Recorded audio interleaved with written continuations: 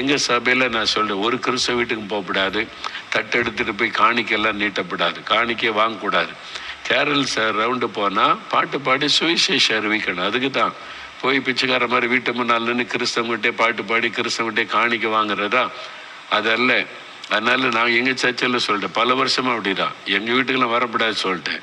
எங்களுக்கு இயேசுவை பற்றி தெரியும், அவங்க பாட்டு தெரியும், எதுக்கு எங்கள் வீட்டுக்கு முன்னால் வந்து பாட்டு பாடுறீங்க நீங்கள்? அதனால எங்கள் சபையில் சொல்லிட்டேன், எல்லாம் கிராமத்துக்கு போங்க, நாங்கள் யாரும் காணிக்கெல்லாம் வாங்கப்படாது, போய் நீங்கள் கொடுக்கணும். நம்ம பணம் செலவு பண்ணி கேக்கு அல்லது சாக்லேட் வச்சு வீடு வீடாக போய் கிறிஸ்மஸ் தாத்தா போய் பாட்டு பாடி ஜெபம் பண்ணி ஸ்வீட் கொடுத்துட்டு வருவாங்க. அவங்களே கூப்பிட்றாங்க, கிறிஸ்தவரெல்லாம் எங்கள் வீட்டுக்கு வந்து பாட்டு பாடுங்க, எங்கள் வீட்டில் ஒரு ஜெபம் பண்ணுங்க. அதுக்கு தான் கிறிஸ்மஸ்ஸு, அதுக்கு தான் கேரள் என்பது.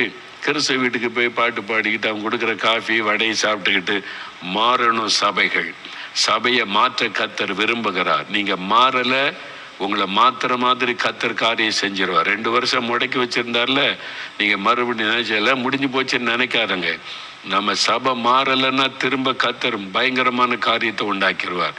இன்னும் உணர்வு வராமல் இருக்கிறோம், நம்ம மாறணும். சும்மா வழக்கத்தின்பட்டு நாங்கள் இப்படி தான் பரம்பரையாக செய்கிறோம், தலைமுறையாக செய்கிறோம், பைபிளில் இருக்க அப்படி செய்ய சொல்லி சுவிசேஷத்தை அறிவிங்க, பயன்படுத்தி கொள்ளுங்க. கிறிஸ்தவ வீட்டுக்கு போய் பாட்டு, கிறிஸ்தவங்களை எங்கள் வீட்டுக்கு வராதுங்கன்னு சொல்லுங்கள். நீங்கள் போய் மற்ற இந்துக்கள் வீட்டுக்கு போங்க, ஆண்டவர் அறியாத வீட்டுக்கு போங்க, சுவிசேஷம் சொல்லுங்கள், அவங்கள வாழ்த்துங்க, அவங்கள போய் பிளஸ் பண்ணுங்க, அவங்களுக்கு ஒரு பிள்ளைகளுக்கெல்லாம் ஸ்வீட்டு கொடுங்க, அவங்க சந்தோஷப்பட. கிறிஸ்மஸ் வந்தால் எங்களுக்கு கிறிஸ்மஸுக்கு தாத்தா கேக் கொடுக்குறாரு, எங்களுக்கு ஸ்வீட் கொடுக்குறாங்கன்னு அப்படியே ஒரு ட்ராக்ஸ் கொடுங்க, அழகாக வாங்கி வாசிப்பாங்க. கிறிஸ்மஸ் ட்ராக்ஸ் வேணுமா? எங்கிட்ட இருக்குது, எல்லா நம்முடைய கெத்செமனே ஜெபமாயத்தில் இருக்குது. கிறிஸ்மஸ்ன்னா என்னன்னு சின்ன அதை வாங்கி போய் கொடுங்க. இயேசுவை அறிவிங்க. சும்மா நீங்கள் இந்த பறந்த மாதிரி உங்களுடைய பாரம்பரியத்தினாலே தேவனுடைய கற்பனையை மீறாதுங்க. என்ன பாரம்பரியத்தை இயேசு உடைத்தார். பாரம்பரியமே தப்புன்னு பேசினார் இயேசு. அதனால தான் சிலுவைக்கு கொண்டு போனாங்க. என்ன பாரம்பரியம் வேண்டி கிடக்கு? வசனம் தான் முக்கியம். வசனத்தின்படி சபை, வசனத்தின்படி நம்ம காரியம் நடக்கணும். அப்போ முன்னோர் தப்பு பண்ணாங்களோ அது தப்பு தான், அது அறியாமையின் காலம். அறியாமையினால தப்பா பண்ணா கூட அந்த பக்தியை ஆண்டவர் கனப்படுத்தினார். இப்போ அப்படி கிடையாது, இப்போ வித்தியாசம். இப்போ சின்ன பிள்ளைகள் ஜெபம் பிசாசு போகுதில்ல, சின்ன பிள்ளைகள் ஜெபம் கேன்சர் சுகமாகுது இல்லை. இப்போ என்ன காலம்? எழுப்புதல் காலம். இப்போவும் நீங்கள் அந்த காலத்தையே நினச்சிக்கிட்டு இருந்தீங்கன்னா, அப்போ குடும்பி வச்சுருந்தாங்க, வேஷ்டி தான் உடுத்தாங்க. இப்போ எல்லாம் மாறிட்டீங்கல்ல. இப்போ அது மட்டும் மாறினீங்க, என்ன பாரம்பரியம்னு பெருசாக பேசுகிறீங்க? இது மாதிரி பேசிக்கொண்டு உங்களுக்கு பாழாக்காதங்க சபையை. வெளியே வாங்க, இந்த பாரம்பரியத்தை விட்டு. இன்னும் ஆசீர்வாதத்தை ஏலம் போடுறீங்களா? பரலோகத்துக்கு வருவீங்க நீங்கள். ஆமாம், ஏலம் போட்டுக்கிட்டே இருங்க. ஆண்டவருக்கு விருப்பமில்லாத காரியத்தெல்லாம் செய்து பெருமையாக நீங்கள் நினைக்கலாம், 1.5 லட்சத்துக்கு எடுத்தேன், 2 லட்சத்துக்கு எடுத்தேன்.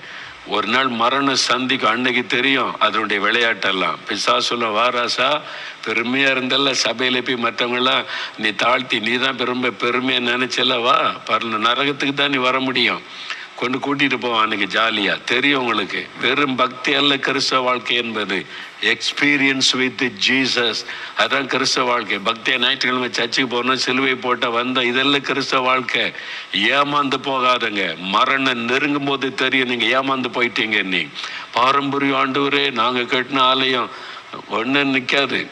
அதனால ஒழுங்க வசனத்துக்கு நேராக திரும்புங்க. பைபிள் வசனத்துக்கு நேராக சபை திரும்பணும். பாஸ்டர்மார்கள், போதகர்கள் வசனத்தை போதிங்க, வசனத்துக்கு நேராக நடத்துங்க. வசனத்தில் இல்லாத ஒரு காரியம் முக்கியமாக வேண்டாம் அப்படின்னு. கிறிஸ்மஸ் தாத்தா எங்கள் வசனத்தில் இருக்கு இல்லை, கிறிஸ்மஸ் வசனம் இல்லை. அது ஒரு பண்டிகை கொண்டாடுங்க, ஆனால் அதை வச்சு சுவிசேஷத்தை சொல்ல பயன்படுத்துங்க. அவ்வளோதான். நீங்கள் அதுக்கு முக்கியத்துவம் கொடுத்துக்கிட்டு அதையே பார்த்துக்கிட்டு அதை கும்பிட்டுக்கிட்டு எல்லாம் கிடையாது. அதை வச்சு சுவிசேஷம் சொல்லல. கிறிஸ்மஸ் தாத்தா பார்த்தோன்னே பிள்ளைகள்லாம் ஓடி வந்துடுவாங்க, ட்ராக்ஸ் கொடுங்க, வாங்கி கொள்ளுவாங்கல்ல. இயேசுவை அறிவிப்பதற்கு எது வேணாலும் பயன்படுத்தலாங்க. சுவிசேஷத்தை அறிவிக்க பயன்படுத்துகிறோம், அவ்வளோதான்.